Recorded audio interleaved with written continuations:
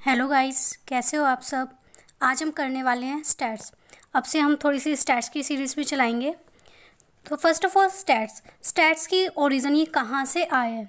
अगर ओरिजिन की बात करें तो Latin word status, Italian word statista और जर्मन टर्म स्टैटिस्टिक्स से ये स्टैटिस्टिक्स वर्ड आया है।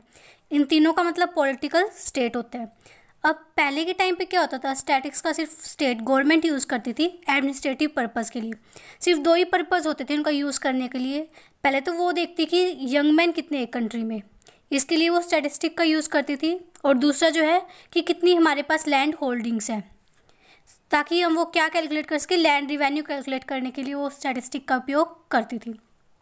तो इस रीज़न की वजह से भी हम स्टैटिस्टिक को क्या बोलने लगे थे, साइंस ऑफ स्टेट क्राफ्ट और पॉलिटिकल अर्थमेटिक। क्योंकि सिर्फ स्टेट के लिए जो गवर्नमेंट होता है वो यूज़ करती थी, नॉर्मल पब्लिक इस चीज़ को यूज़ नहीं करती थी। बट अगर आज के टाइम पे अगर बात करें तो हर चीज़ में हम स्टैट्स का उपयोग करते हैं, यूज़ करते हैं। अगर बिजनेस की बात चले तो बिजनेस में भी स्टैट्स का यूज़ होता है कि देखते हैं कितना प्रॉफिट आ रहा है, गवर्नमेंट यूज़ करती है। कोई भी क्राफ्ट साइंस रिसर्च करनी हो तो हम स्टैट्स का यूज़ करते हैं। मतलब कि आज के टाइम पे स्टैट्स जो है वो हर जगह यूज़ होती है। जहाँ पर भी हमारे पास क्वांटिटेटिव टर्म्स आती है जिसको हम न्यूमेरिकली एक्सप्रेस कर सकते हैं, तो वहाँ स्टैट्स का यूज़ होता है। ये था ओरिजिन की ये कहाँ से आया। अब आता है मीनिंग कि स्टैट्स का मतलब क्या है। स्टैट्स जो है यहाँ दो सेंस में यूज़ किया गया है। First plural sense and singular sense. Plural sense की बात करें तो स्टैट्स मतलब क्या होता है कि numerical statement of facts and relating to any field of inquiry such as data related to production, income, expenditure, population, prices etcetera. यानी स्टैट्स का मतलब क्या है, न्यूमेरिकल डाटा। कोई भी हमारे पास डाटा होता है जैसे कि प्रोडक्शन रिलेटेड या इनकम रिलेटेड, उसको न्यूमेरिकल वे में एक्सप्रेस करना। अगर सिंगुलर सेंस की बात करें तो स्टैट्स क्या होते हैं कि पहले किसी भी टेक्निक के जरिए पहले डाटा को कलेक्ट करना है, फिर क्लासीफाई करना है, प्रेजेंट करना है, एनालाइज करना है, एंड देन इंटरप्रेट करना है। इसको डिटेल में हम आगे पढ़ेंगे कि एक एक मतलब क्या क्या होता है। अगर सिंगुलर सेंस में अगर वन वर्ड की बात करें तो क्या होता है, स्टैटिस्टिकल मेथड, कि इन मेथड्स के थ्रू हमने डाटा को क्या करना है, रिप्रेजेंट करना है। Thus the word statist refers to either to the data themselves or the methods dealing with numerical data। इसका मतलब क्या हो गया, स्टैटिक्स का मतलब पहले तो डाटा को कलेक्ट करना है, देन उससे रिजल्ट निकालना है कि वो क्या बोलना चाह रहे हैं। ये कुछ डेफिनेशंस दे रखी है प्लूरल सेंस में और सिंगुलर सेंस में, आप रीड कर लेना।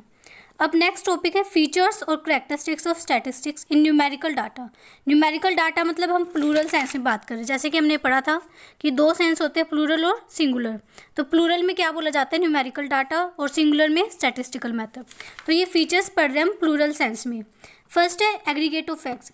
स्टैट्स का जहाँ पर भी यूज़ होगा वहाँ पर बहुत सारे नंबर होंगे, सिर्फ एक नंबर से हम जो है वो रिजल्ट नहीं निकाल सकते।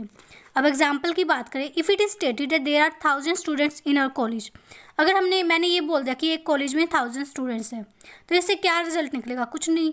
बट अगर मैं ये बोल दूँ कि जो 1000 स्टूडेंट हैं इसमें 300 गर्ल्स हैं, 400 बॉयज़ हैं, और यहाँ पे इतनी आर्ट फैकल्टी है, इतनी कॉमर्स है, तो इससे एक हम ओवरऑल रिजल्ट निकाल सकते हैं कि वो क्या इन्फॉर्मेशन बोलना चाह रहे हैं।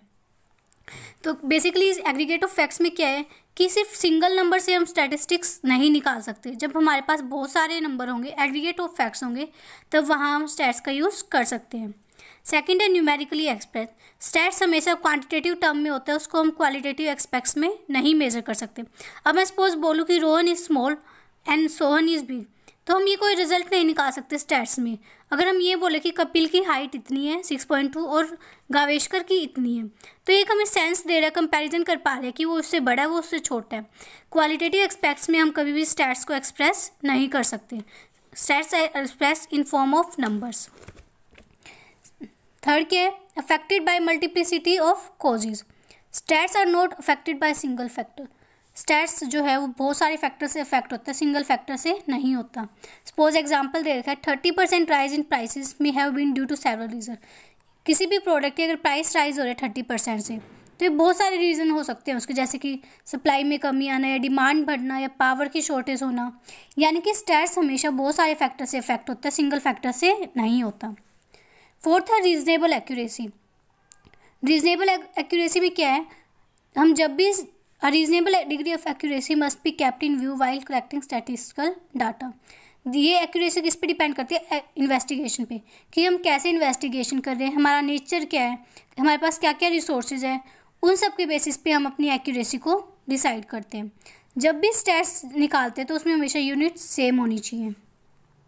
Placed in relation to each other, stats हमेशा जब भी निकालते हैं अगर कंपैरिजन करते हैं तो वो हमेशा कोई ना कोई उनके बीच में रिलेशन होना चाहिए। जैसे कि अगर मैं ये बोलती हूँ कि Ram is 40 years old, Mohan is 5 feet tall, तो इनमें कोई रिलेशन नहीं है। अगर मैं ये बोलूँ Ram is 40 years old and Sohan is 50 years old, तो इनमें एक रिलेशन एस्टेब्लिश हो रहा है कि वो दोनों एज की बात कर रहे हैं। तो हमेशा स्टैट्स में ये भी ध्यान रखना चाहिए कि उनमें कोई ना कोई रिलेशन एस्टेब्लिश हो, वो कंपैरिजन के योग्य हो।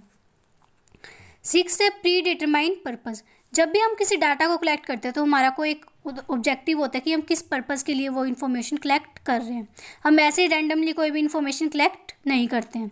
तो यही देखें कि स्टैट्स जो भी कलेक्ट करते हैं उसका एक क्या होता है, प्री डिटरमाइंड पर्पज़ होता है।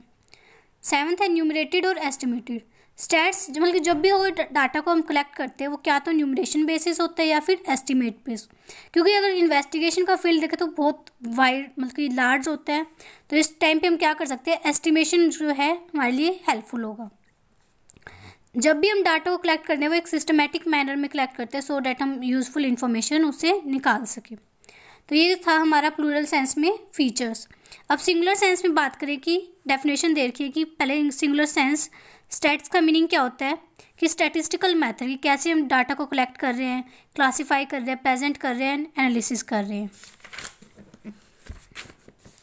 अब आते हैं फीचर्स इन सिंगुलर सेंस।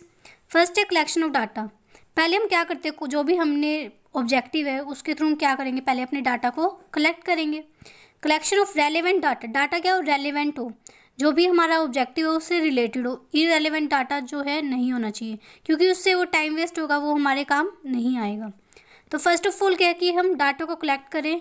अब डाटा क्या है कि कितना हमें चाहिए, it is decided as to how, when and where, ये हमें डाटा कहाँ से लेना है, कितना लेना है, किस चीज़ का लेना है, तो ये सब किस में आएगा, कलेक्शन ऑफ डाटा में। सेकेंड है ऑर्गेनाइजेशन ऑफ डाटा, अब जो भी डाटा हमने ऑर्गेनाइज किया है उसको अब हमने इस तरीके से रिप्रेजेंट करना है कि उसको हम कंपेयर कर सकें और वो सिंपल हो। थर्ड है प्रेजेंटेशन ऑफ डाटा, इसमें हमने डाटा को क्या बनाना है, एक ब्रीफ अट्रैक्टिव फॉर्म में बनाना है, टेबल्स की फॉर्म में, डायग्राम्स की फॉर्म में, ताकि हम देखते ही उसको बता सकें कि वो क्या बोलना चाह रहा है।